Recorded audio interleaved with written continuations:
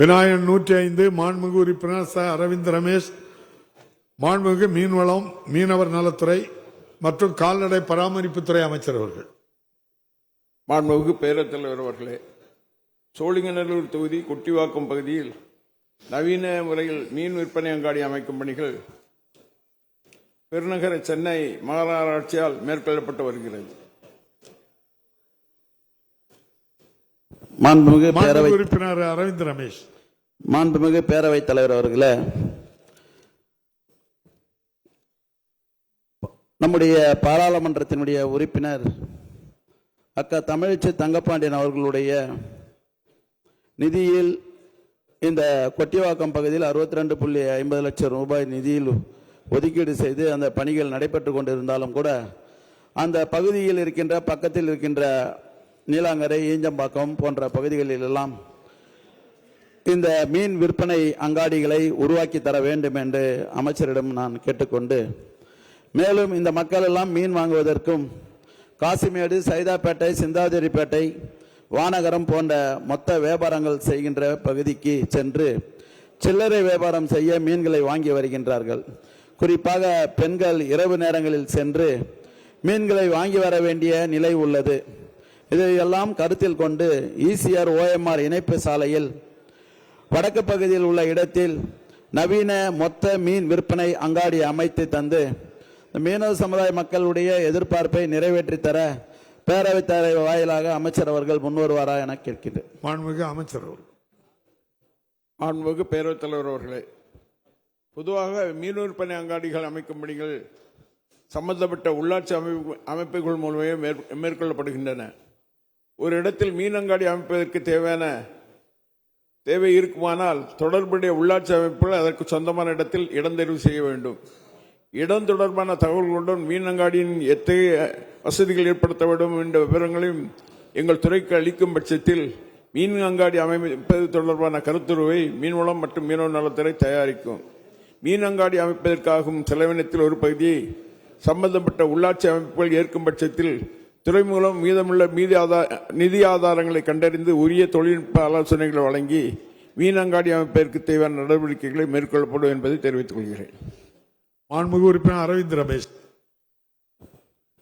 மாண்புமிகு பேரவைத் தலைவர் அவர்களே, மாண்புமிகு அமைச்சர் மருத்துவம் மற்றும் மக்கள் நல்வாழ்வுத்துறை அமைச்சரும் மற்றும் மீன்வளத்துறை அமைச்சரும் 17/2/2024 அன்று நயினார்குப்பம் முதல் நம்முடைய ஓடைக்குப்பம் வரை இருக்கின்ற மீனவ சமுதாய பிரதிநிதிகளை அழைத்து குறைகளை கேட்டறிந்து அதற்காக முதலமைச்சர் அவர்களுக்கும் அமைச்சர் பெருமக்களுக்கும் இந்த நேரத்திலே அதிகாரிகளுக்கும் நன்றியை தெரிவித்துக் கொள்கின்றேன்.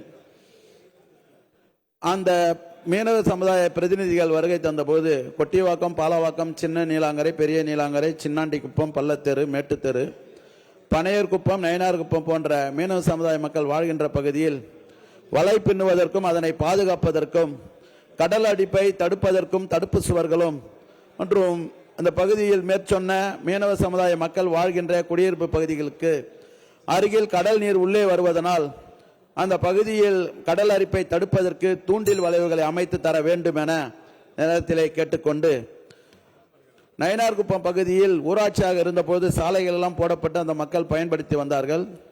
நம்முடைய அந்த பகுதியில் இருக்கின்ற போது மாண்டஸ் புயலால் அந்த சாலைகள் பழுதடையப்பட்டு சென்னை மாநகராட்சி மூலமாக அதற்கு நிதிகள் ஒதுக்கீடுபட்டு, அதே போன்ற பனையூர் குப்பத்திலும் ஒரு கட்டிடத்திற்கு 2க்கும் சேர்த்து நிதிகள் ஒதுக்கப்பட்டு சாலைகள் போடும்போது CRZ ஜோனில் அனுமதி பெற வேண்டும் என்று ஒரே ஒரு நிமிஷம் CRZ ஜோனில் அனுமதி பெற வேண்டும் என்று அந்த சாலை பணிகள் நடைபெறாமல் உள்ளது. பயன்படுத்திய வந்த சாலையை இன்றைக்கு அதற்கு உத்தரவை வாங்கி தர வேண்டும் என்று துறை சார்பாக கேட்டுக்கொள்கிறேன். அதே போல பாலவாக்கம் சர்வே 1974 ஆண்டு சர்வே நம்பர் 3/2 வந்து 87 ஒரே ஒரு செகண்ட் முடிச்சிடுறேன். 87 வீடுகள் தொகுப்பு வீடுகளாக கையில வச்சுட்டு வாசிக்க அவ்வளவுதான். தொகுப்பு வீடுகளை அதை மட்டும் கேட்டு உட்காருங்க. தொகுப்பு வீடுகளை கட்டி இதுவரை பட்டாக்கள் வழங்காம இருப்பதனால் இன்னைக்கு அந்த மக்களுக்கு விதியை தளர்த்தி அவர்களுக்கு பட்டா வழங்க வேண்டும் என்று கேட்டு நன்றி, வாய்ப்பு அளித்தமைக்கு நன்றி கூறி விடைபெறுகிறேன். நன்றி, வணக்கம். மாண்புமிகு அமைச்சர் அவர்கள். பட்டா கொடுக்கிறது வருவாய்த்துறை, ரோடு போடுறது நம்ம மாநகராட்சி.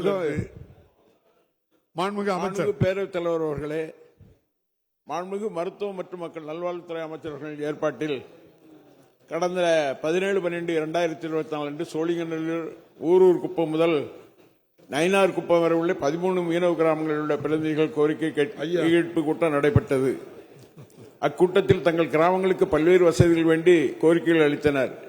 அதில் குறிப்பாக தூண்டில் உழவுகள், மீன் இறங்கு தளம், மீன் ஏலக்கூடங்கள் மற்றும் வலைபின்னும் கூடங்களை ஏற்படுத்தித்தர மீனவர் கேட்டுக் கொண்டனர். மீனவர்களுடைய கோரிக்கைகள் குறித்து துறை அலுவலர்கள் அனுப்பி விரிவான ஆய்வுகள் மேற்கொள்ளப்பட்டுள்ளன. மாண்புமிகு உறுப்பினர் தளவாய் சுந்தரம். மாண்புமிகு பேரவைத் அவர்களுக்கு நன்றி. மாண்புமிகு அமைச்சர் அவர்களே, கன்னியாகுமரி மாவட்டம் ஆரோக்கியபுரம் முதல் நீரோடி வரை மீனவ சமுதாயம் வாழ்ந்து கொண்டிருக்கிறார்கள். மாண்புமிகு அமைச்சர் அவர்களுக்கு ஒரு சிறிய கோரிக்கை.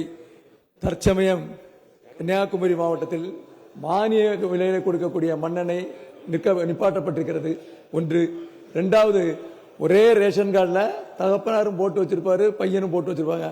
எல்லா ஊர்லையும் இதுவரையிலும் மானிய கோரிக்கையில் உள்ள மண்ணெண்ணெய் கிடைக்கவில்லை என்று பல இடங்களிலே போராட்டம் நடைபெற்றுக் கொண்டிருக்கிறது. மாண்புமிகு உறுப்பினர், மொத்தமா நிறுத்திருக்காங்கிறது உண்மையான இது இல்ல. நீங்க யாருக்கோ ஒருவர் 2 பேருக்கு கிடைக்கல. மாண்புமிகு உறுப்பினர் அமைச்சர் ராதாபுரம் தொகுதியிலையும் எங்க தொகுதியில் தானே கடற்கரை இருக்கு மாவட்டம் முழுவதும். எனக்கு தெரியுமே, அதனால்தான் சொல்ல மாண்புமிகு அமைச்சர் பதில் சொல்லுங்க. மொத்தம் சொல்லல, பொதுவாக நீங்களே சொல்லிட்டீங்க. தகப்பன் மகன் 3 பேர் இருக்காங்க, ஒரு ஆளுக்கு வருது, மற்ற 2 பேருக்கு வரலைங்க. அமைச்சர் பதில் சொல்லுங்க. ரைட். மாண்புமிகு பேரவைத் தலைவர் அவர்களே, மாண்புமிகு சட்டமன்ற உறுப்பினர் அவர்கள் மண்ணெண்ணெய் கிடைக்கவில்லை என்ற வகையிலே, மொத்தமாக கிடைக்கவில்லை என்ற வகையிலே சொன்னார்கள். மண்ணெண்ணெய் வழங்கப்படுகின்றது. மானிய விலையில் மண்ணெண்ணெய் முத்தமிழறிஞர் தலைவர் கலைஞர் அவர்களால் அறிவிக்கப்பட்டு அது தொடர்ந்து வழங்கப்பட்டு வருகிறது. ஆனால் பல விதிமுறைகளின்படி ஒரு குடும்பத்தில் ஒருவருக்கு அந்த மண்ணெண்ணெய் வழங்க வேண்டும் என்ற வகையிலே விதிகள் உள்ளதால் அந்த வகையிலே அதற்கான மண்ணெண்ணெய்கள் வழங்கப்படுகின்றது. அப்படி தவறுதலாக மண்ணெண்ணெய் வழங்கப்படாமல் இருந்தால் அதையும் ஆய்வு செய்து மண்ணெண்ணெய் வழங்குவதற்கான நடவடிக்கைகளை துறை எடுக்கும். செய்திகளை உடனுக்குடனும் துல்லியமாகவும் தெரிந்து கொள்ள சப்ஸ்கிரைப் பண்ணுங்க.